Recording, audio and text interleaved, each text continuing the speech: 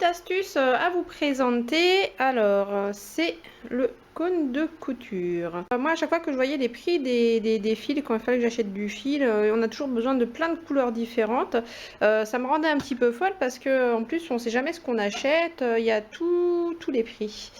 Et du coup, des fois on tombe mal et des fois on tombe bien. Donc là, moi j'ai testé pour vous le cône de couture. Acheté 2,35 € donc sur le site Les Coupons de Saint-Pierre pour 3000 mètres de fil.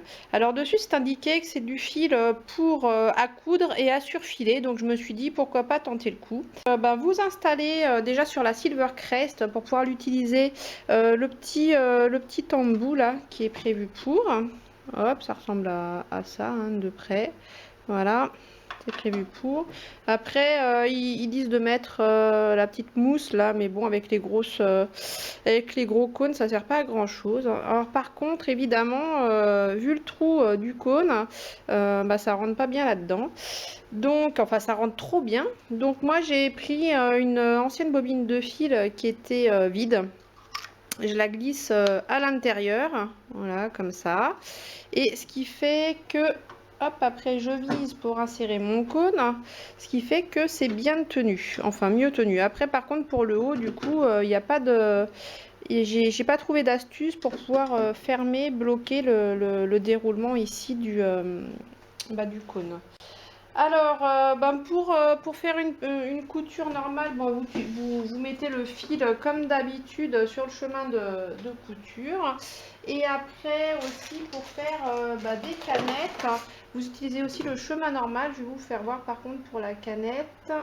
Hop. Donc, voilà, comme d'habitude, vous placez voilà votre canette. Vous l'enclenchez sur la droite. Vous commencez gentiment.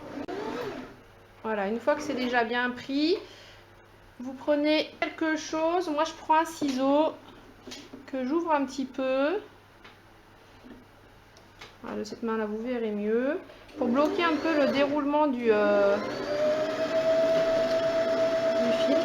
Donc comme ça, le fil de la canette est bien tendu, ce qui permet que ça remplisse bien en haut et en bas, soit bien homogène.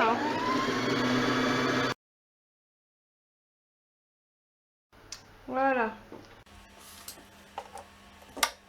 Voilà ce que ça donne. C'est quasiment rempli partout pareil. Si jamais vous laissez le cône de couture défiler tout seul sans le retenir, en fait, c'est tout petit, rikiki d'un côté, et puis c'est gros à la base. Donc le fil se répartit mal. Donc moi je vous conseille de faire ça. Si jamais vous achetez évidemment des cônes de couture à utiliser.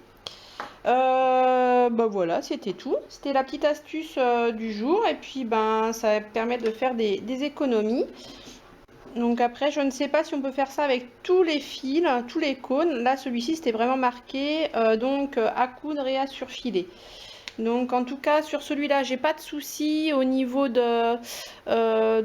cassage, pas plus que sur mes autres fils. Ça arrive de temps en temps, mais bon c'est occasionnel quoi. Voilà. Bon sur ce je vous souhaite une bonne journée, puis une bonne couture, éclatez-vous avec vos machines. Ciao, à bientôt.